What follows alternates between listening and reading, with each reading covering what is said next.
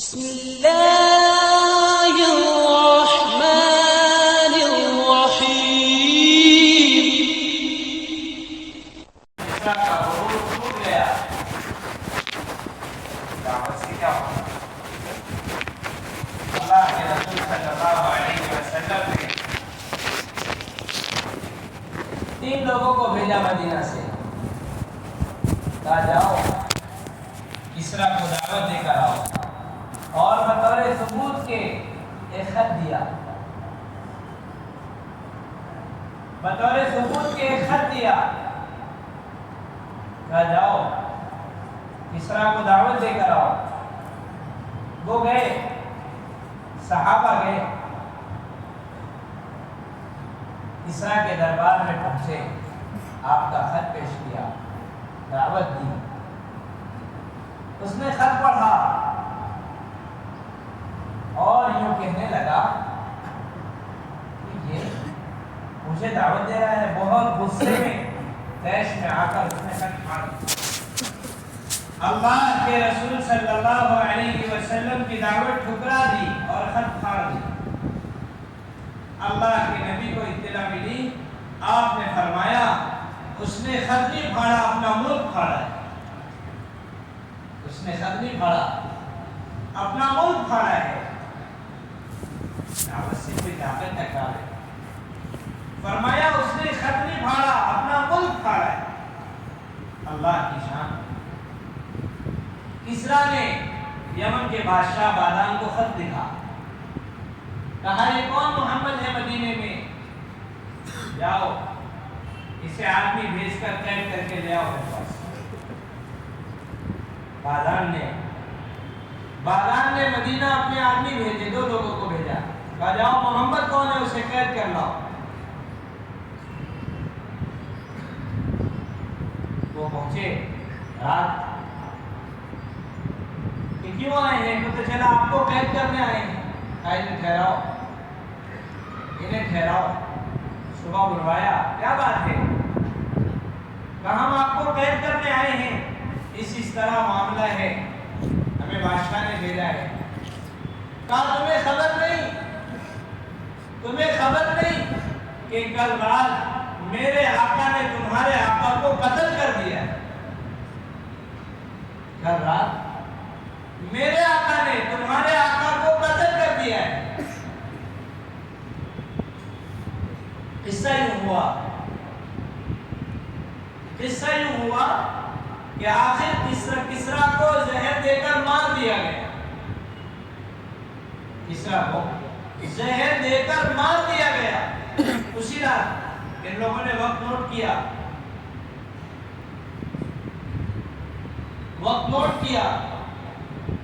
خبر ملی کہ اسی وقت اللہ رب العزت نے کسریٰ کو ہلاک کر دیا۔ مسلمان اچھے لوگ، دیندار، سمجھدار، نمازی، کہتے صرف نماز سے کیا ہوگا، صرف دعا سے کیا ہوگا، صرف دعوت سے کیا ہوگا؟ اللہ کی قسم میرے بزرگوں، جو سارا انبیاء کے ساتھ ہوا تھا اور جو سارا سب کچھ صحابہ کے ساتھ ہوا تھا، قیامت تک صرف اور صرف دعوت اور عبادت کی بنیاد پر وہ سب کچھ ہوگا۔ اور بھی کچھ کر دو، یہاں بھی نظر ڈال دو، وہاں بھی نگاہ دوڑا دو، اور بھی کچھ کوششیں کر دو، کہ بس اس سے کیا ہوگا؟ نہیں میرے بھائی عزیزو، ہمارے لیے راستہ بالکل سیدھا ہے، انبیاء اور صحابہ کا راستہ، فرمایا اِنَّا لَنَنْصُرُ رُسُلَنَا وَالَّذِينَ آمَنُوا فِي الْحَيَاةِ الدُّنْيَا وَيَوْمَ يَقُومُ الْأَشْهَادُ۔ جو مدد ہم نے انبیاء کی ہے، جو مدد ہم نے اپنے رسولوں کی ہے، وہ مدد ہر ایمان والے کے ساتھ ہوگی، وہ مدد ہر ایمان والوں کے ساتھ ہوگی۔ ہر ایمان والا اللہ کی جانب بڑی اللہ سے بدگمانی کیا ہو سکتی ہے کہ یوں سوچا جائے وہ تو انبیاء تھے اور صحابہ تھے، ان کے ساتھ ہو گیا، ہمارے ساتھ کیسے ہوگا؟ مولانا یوسف صاحب رحمۃ اللہ علیہ فرماتے تھے جو انبیاء کی محنت کرے اور انبیاء کی مدد کا یقین نہ رکھے وہ فاسق ہے۔ جو انبیاء والی محنت کرے اور انبیاء والی نصرت کا یقین نہ کرے وہ شخص فاسق ہے، وہ شخص فاسق ہے۔ اور بھی کچھ کر لو۔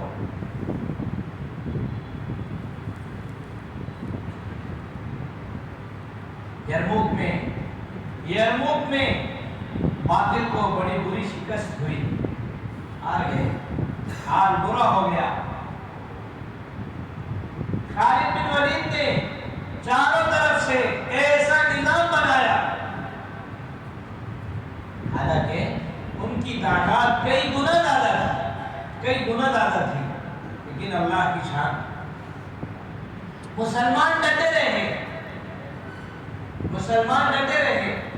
معاذ بن جبل کھڑے ہوئے، خطبہ دیا، ترغیب دی، مسلمانوں کو جمایا۔ حضرت ابو موسیٰ اشعری نے خطبہ دیا، تقریر کی، مسلمانوں کو جمایا۔ ابو سفیان کھڑے ہوئے، مسلمانوں کو جمایا۔ ایک جماعت پر، میمنہ پر، میسرہ پر، قلب میں، ساتھ میں، مقدمہ پر، ایک جماعت کو جا کر حضرت ابو سفیان سمجھاتے، جماتے۔ لاکھوں کی تعداد میں مشرکین، لاکھوں کی تعداد میں، لیکن مغلوب ہو گئے، شکست ہو گئی۔ جب یہ لوٹے تو ان سے ہرقل نے پوچھا، اچھا یہ بتاؤ، الستم انتم اکثر منهم عددا، کیا تمہاری تعداد ان سے زیادہ نہیں؟ کہ ہاں تھی؟ کیا تم لوگوں کے پاس ساز و سامان، ہتھیار ان سے زیادہ نہیں تھا؟ پھر پوچھا الیسوا بشرا مثلکم، کیا وہ تمہارے جیسے انسان نہیں تھے؟ کہا تھے، ہمارے جیسے انسان تھے۔ کہا پھر کیا بات ہے کہ معمولی سی تعداد، نہتے بے سر و سامان تم پر ایسے غالب آ گئے؟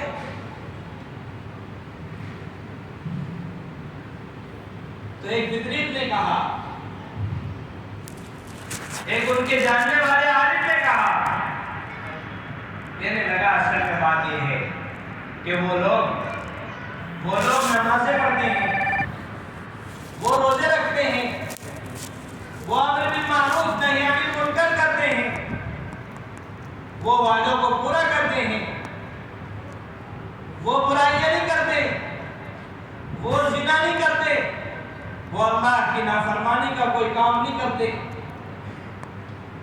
ایک دوسرے موقع سے سوال پر کہا کہ اصل میں بات یہ ہے کہ ہم نے کہا ہر ایک یہ چاہتا ہے کہ میری موت میرے بھائی کے بعد آئے، پہلے دوسرا مرے پھر میرا نمبر آئے، اور ان میں کا ہر ایک چاہتا ہے کہ پہلے اس کی جان جائے اور اس کے بھائی کی بات پہ جائے۔ تو ہرقل نے کہا، سنو کان کھول کر، اگر یہ اعمال ان کے ہیں جو تم بتا رہے ہو اور یہ صفات ان کی ہے جو تم بیان کر رہے ہو، تو پھر اس قوم پر ساری دنیا مل کر غالب نہیں آ سکتی، پھر ان لوگوں کا مقابلہ ساری دنیا مل کر نہیں کر سکتی، اس لیے کہ یہ اللہ کی مدد میں ہے۔ میں آپ سے کیا عرض کروں، اس زمانے کا اللہ کا منکر بھی، یہودی اور نصرانی بھی یہ بات جانتا تھا کہ اللہ کی طرف سے نصرت انعامات کی بنیاد پر آتی ہے، اور آج کا مسلمان ہو کر انعامات کی طاقت سے مایوس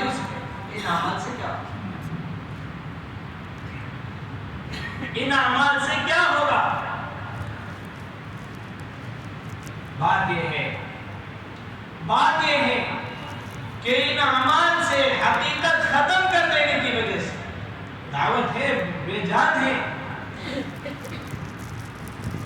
عبادت ہے روح سے خالی ہے،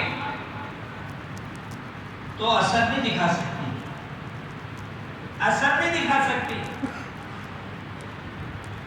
یا تو پھر مسلمان مایوس ہو کر ان اعمال سے دور ہے، ان اعمال سے دور ہے، تو اللہ کی مدد کا مستحق کیسے بن سکتا ہے؟ اللہ کی مدد کا مستحق کیسے بن سکتا ہے؟ میرے بھائی عزیزو، اس یقین کے ساتھ اور اس بصیرت کے ساتھ کہ دعوت اور عبادت پر اللہ قیامت تک انبیاء اور صحابہ والی مدد کریں گے، ہمیں دعوت اور عبادت پر اعلیٰ وجہ الکمال جمنا ہے۔ دعوت اور عبادت پر اعلیٰ وجہ الکمال ہمیں جمنا ہے کہ اللہ دعوت اور عبادت پر قیامت تک وہ کریں گے جو انبیاء اور صحابہ کے ساتھ اللہ نے کیا تھا، اس یقین سے، اس یقین سے۔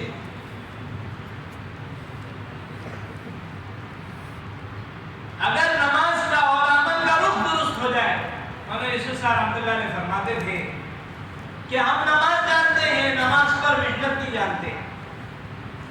فرماتے نماز مسجد کا بعد میں عمل ہے، پہلے مسجد کے اعمال میں نماز پر 4 لائن کی محنت ہے۔ مسجد کے اعمال میں پہلے نماز پر 4 لائن کی محنت ہے، تاکہ نماز جاندار بنے، تاکہ نماز ایسی بنے جس سے قدرت سے براہ راست استفادہ کیا جا سکے، قدرت سے براہ راست استفادہ کیا جا سکے۔ فرماتے پہلی محنت صحیح یقین کی محنت ہے، پہلی محنت صحیح یقین کی محنت ہے۔ فرمایا ایسی محنت کرو، ایسی محنت کرو کہ اگر بمباری والا جہاز بھی تمہاری طرف بڑھ رہا ہو تو تمہارا دل اس کی حقیقت کا انکار کر دے کہ یہ تو بے حیثیت، اس میں کچھ بھی نہیں۔ ابھی میں بیانات پڑھ رہا ہوں۔ اگر بمباری والا جہاز تمہاری طرف بڑھے تو تم اور تمہارا دل اس کا انکار کر دے کہ اس میں تو کچھ بھی نہیں، اس کی کوئی حقیقت نہیں۔ ایک لکڑی کا ڈبہ اور ایک پتھر کا ڈبہ اور ایک لوہے کا ڈبہ، اس سے تمہارا کیا ہوگا؟ فرماتے تھے صحیح یقین کی محنت کرو، علم کی صحیح شکل حاصل کرو، علم کی صحیح شکل حاصل کرو۔ فرماتے کہ نماز کے ہر جز کا صحیح علم ہو، نماز کے ہر جز کا صحیح علم ہو، نماز کے ہر جز کا صحیح علم ہو کہ نماز کے اس جز کی سنت کیا ہے، اس جز کا فرض، اس جز کا ادب کیا ہے، پوری نماز کا ڈھانچہ اس کی صحیح شکل کا علم ہو۔ فرماتے ہیں یہ صحیح یقین سیکھنا مسجد کا عمل ہے اور یہ صحیح علم سیکھنا مسجد کا عمل ہے۔ فرماتے نماز کے ایک ایک جز کے صحیح شکل کا علم بھی سیکھو اور نماز کے مجموعی فضائل بھی اور نماز کے جزوی فضائل کا بھی علم سیکھو۔ نماز کے کلی فضائل، پوری نماز پر کیا کیا ملے گا اور پوری نماز پر کیا کیا ہوگا، اور فرماتے جزوی فضائل بھی، جو جزوی اعمال ہیں۔ سورہ فاتحہ کے ختم پر آمین کہنے پر کیا ملے گا؟ فرمایا من وافق تأمینہ تأمین الملائکہ غفر لہ ما تقدم من ذنبہ، کہ جس کی آمین فرشتوں کی آمین سے مل گئی اس کے پچھلے سارے گناہ معاف ہو جائیں گے، اس کے پچھلے سارے گناہ معاف ہو جائیں گے۔ فرماتے تھے اس طرح جزوی فضائل کا بھی علم سیکھو، جزوی فضائل کا بھی علم سیکھو۔ فرماتے صحیح یقین سیکھو اور نماز کا صحیح علم، مسائل کا بھی اور فرائض کا بھی، اور اللہ کا دھیان سیکھو، اللہ کا دھیان سیکھو اور اخلاص سیکھو، عمل کا اخلاص سیکھو۔ فرماتے ان 4 چیزوں کو سیکھ کر نماز پڑھو، اللہ کی قسم اللہ تمہاری نماز سے وہ کرے گا جو نبی کی نماز سے کرتا ہے۔ اللہ تمہاری نماز سے وہ کرے گا جو نبی کی نماز سے کرتا تھا۔ جو سارا اللہ نے نبی کی نماز پر کیا ہے، اللہ وہ تمہاری نماز پر کریں گے اگر نماز صحیح یقین پر ہو۔ آج تو سر کا درد بھی نماز کے ذریعے مسلمان دور نہیں کرا سکتا۔ نماز تو اتنی بے جان ہے، تو یہ اپنے دین سے مایوس کیسے نہیں ہوگا کہ نماز پڑھ کے کیا ہوگا؟ نماز پڑھ کے کیا ہوگا؟ پھر نماز پڑھے نہ پڑھے مسلمان کے لیے برابر، کیونکہ عمل کا یقین دل میں نہیں ہے۔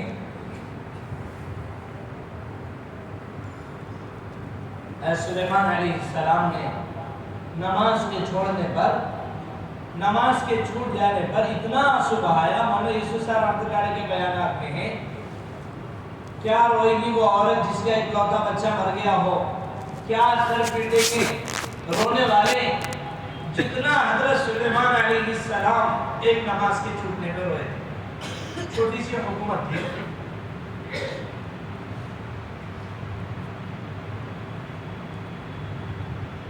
چھوٹی سی حکومت تھی حضرت سلیمان علیہ السلام کی۔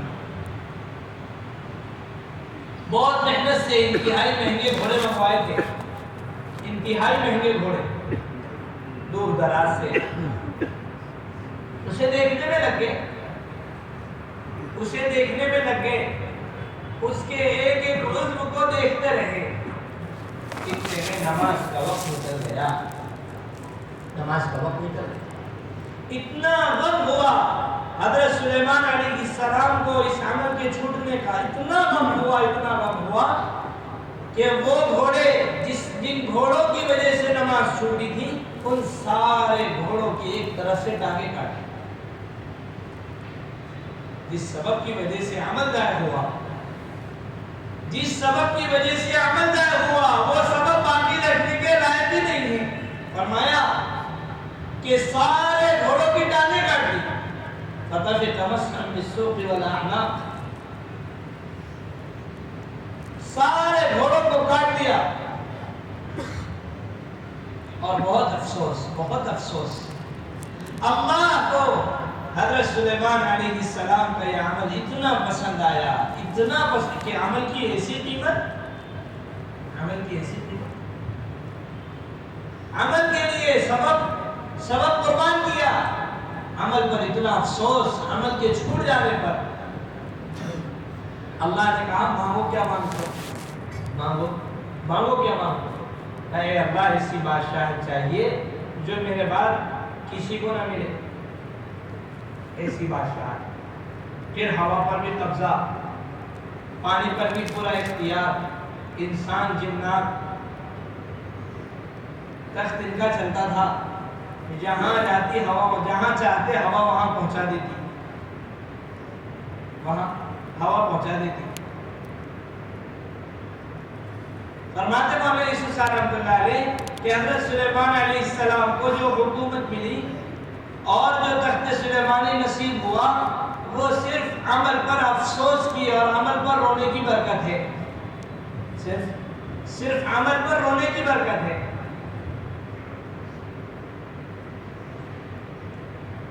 مزید یہ فرماتے کہ حضرت سلیمان علیہ السلام کا سارا ملک، حضرت سلیمان علیہ السلام کا سارا ملک اور حضرت سلیمان علیہ السلام کا تخت عمل کے مقابلے میں انتہائی بے حیثیت، عمل کے مقابلے میں انتہائی بے حیثیت، انتہائی بے حیثیت۔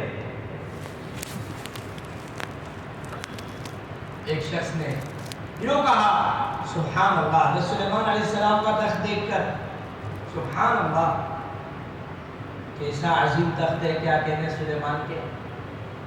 اللہ نے ہوا کے ذریعے وہ بات سلیمان تک پہنچا دی. حضرت سلیمان علیہ السلام وہیں اتر گئے. کہا کیا کہا تم نے؟ اس طرح اس سے پیش آئے جیسے اس نے کوئی بغاوت کی ہو. کیا کہا تم نے؟ میں نے تو ایسا ایسا کہا ہے. یعنی تم نے اور کیا کہا تھا؟ کہ یہ جو تم نے اللہ کا نام لیا، یہ جو تم نے اللہ کا نام لیا، یہ سلیمان کے تخت سے 1000 بار افضل ہے. اس کے مزے کے تمہیں کیا پتا؟ اس کی قیمت اور اس کی عظمت کا تمہیں کہاں خیال ہے؟ تم سلیمان کے تخت کی بات کر رہے ہیں. یہ اللہ کا نام جو تم نے لیا ہے، اس سے عظیم چیز کیا ہو سکتی؟ لیکن میرے بزرگوں، عمل پر محنت نہ ہونے کی وجہ سے عمل سے مایوسی ہے. عمل سے مایوسی. دنیا آخرت کے تمام مسائل اللہ عمل پر اپنی قدرت سے قیامت تک حل کرے. اللہ عمل پر اپنی قدرت سے قیامت تک حل کرے. اس لیے بنیادی بات یہ ہے کہ عمل کو جاندار بنایا جائے. عمل کو جاندار بنایا جائے. 2 رکعت نماز سوئی سے لے کر آخرت میں جنت تک داخل ہونے کے مسئلے کا حل ہے. اگر مسلمان اپنی نماز سوار لے، اگر مسلمان اپنی نماز سوار لے. حال یہ ہے آج ہم کام کرنے والوں کی نمازوں کا حال اور ہماری نمازوں کی کیفیت کیا بہتر ہوتا کہ کم سے کم کام کرنے والے کسی چھوٹے بڑے مسئلے پر بجائے ان عادتوں سے متعلق شعبوں کی طرف دوڑنے کے عمل کی طرف دوڑ دے، اس یقین سے کہ اللہ نے اپنی قدرت سے عمل میں مسائل کا حل رکھا ہے. اللہ نے اپنی قدرت سے. حال یہ ہے ایک کام کرنے والا ہے اور اللہ کے راستے میں نکلا، سر کا درد ہو گیا تو اسے پہلے گولی سمجھ میں آتی ہے. آپ سوچو تو صحیح، ہم کہاں سے کہاں پہنچ گئے. سر میں درد ہو گیا اور اللہ کے راستے میں نکلا ہوا ہے. وہ راستہ جس راستے کی دعائیں بنو اسرائیل کے انبیاء کی دعاؤں کی طرح قبول ہوتی ہیں، اس راستے میں نکلا ہوا اور سر میں درد ہوا تو اسے گولی یاد آ رہی. بتاؤ یہ امت کی ہدایت کا کیا فیصلہ کرانے؟ ایسے اللہ سے بدگمان اگر نماز پڑھ بھی لیا تو اس خیال سے کہ ٹھیک ہے نماز تو پڑھ لیا، باقی ٹھیک تو دوا سے ہی ہونا ہے، چلو ڈاکٹر کے پاس. ٹھیک ہے امیر صاحب آپ نے کہا میں نے نماز تو پڑھ لی، میں نے نماز تو پڑھ لی. اب وہ کیا اس کے امیر صاحب بھی کہیں گے کہ بھئی ٹھیک ہے دوا تو لے آؤ، ٹھیک تو دوا سے ہونا ہے، ٹھیک تو دوا سے ہونا ہے. ہم 2 رکعت سے سر کا درد ہم نہیں کر سکتے. حالانکہ اللہ کی قسم ملکوں کا مسئلہ 2 رکعت نماز پہ حل ہونا ہے. ملکوں کا مسئلہ 2 رکعت نماز پر حل ہو رہے ہیں.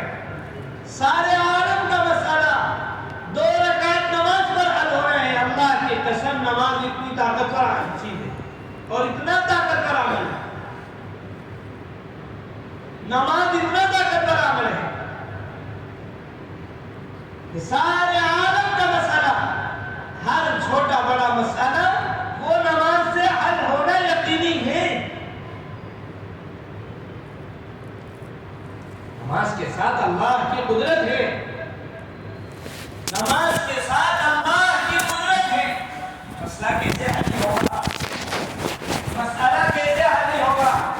نماز میں جانا تو پیدا ہوگا. وہ خشوع و خضوع، وہ اللہ کا دھیان تو پیدا ہو. اتنے بڑے بادشاہ کے سامنے کھڑا ہو، اتنے بڑے بادشاہ کے سامنے اور اتنے بڑے بادشاہ سے مالک الملک سے براہ راست خطاب کر رہا ہوں، جس کی قدرت میں ساری دنیا کے خزانے ہیں. سارے خزانے اللہ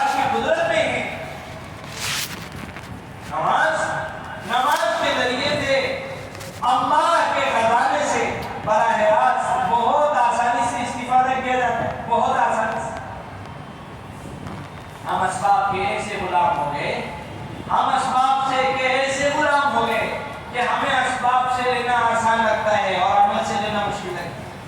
حالانکہ آپ ایک بات بتاؤ، آپ اسباب سے لو یا عمل سے لو، دے گا کون؟ اللہ دے گا۔ آپ اسباب سے لو، یعنی دریا اسباب کو بناؤ یا دریا عمل کو بناؤ، دینا کسے ہے؟ دینا تو اللہ کو ہے۔ وہ اسباب جو اسباب اللہ نے کوئی دے نہیں کہ آپ کو راضی ہو کر دیا، اور وہ اسباب جس پر اللہ نے دینے کا کوئی وعدہ نہیں کیا، مسلمان اس کو کر کے مطمئن ہے، اور وہ عمل جس کی توفیق اللہ آپ کو محض راضی ہو کر دیتے ہیں، اور جو عمل جس پر اللہ نے وعدہ بھی کیا ہوا ہے، اس عمل سے لینے کو مسلمان مشکل سمجھتا ہے۔ اتنا بڑا دھوکہ کہ عمل سے تو اللہ والے لیں گے، کون لے گا؟ بزرگ سفید داڑھی والے، کہ عمل سے تو اللہ والے ہی لے سکتے ہیں۔ اللہ کی قسم ہر ایمان والا، اللہ کی قسم ہر ایمان والا جو عمل پر یقین کرے گا وہ عمل سے قیامت تک لے سکتا ہے، اور اللہ کی قسم وہی اللہ والا ہے۔ عمل سے لینے کو اتنا محدود بنا دیا، اتنا محدود بنا دیا۔ کوئی بہت بڑا بزرگ ہو، کوئی بہت بڑا بزرگ ہو، کوئی بہت پرانا ہو، کوئی بڑا عالم مفتی بنے تو وہ اللہ سے لے سکے۔ آپ کو کیا خبر، 3 دن میں نکل کر پہلی مرتبہ 3 دن لگا رہا ہو، شرابی ہو، 2 رکعت سے اللہ کی قسم انبیاء کی طرح استفادہ کر سکتا ہے، انبیاء کی طرح، جیسے انبیاء اپنے عمل سے استفادہ کرتے تھے، اللہ کی قسم ایسے ہی عام مسلمان اپنی 2 رکعت سے استفادہ کر سکتا ہے، اگر عمل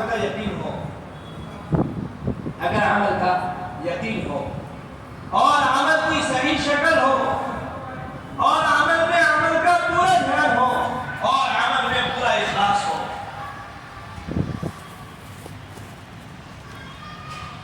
حضرت بھی فرمانے لگے کہ صلاۃ الحاجت حاجت کی نیت سے پڑھنا بھی کتنی بری بات ہے۔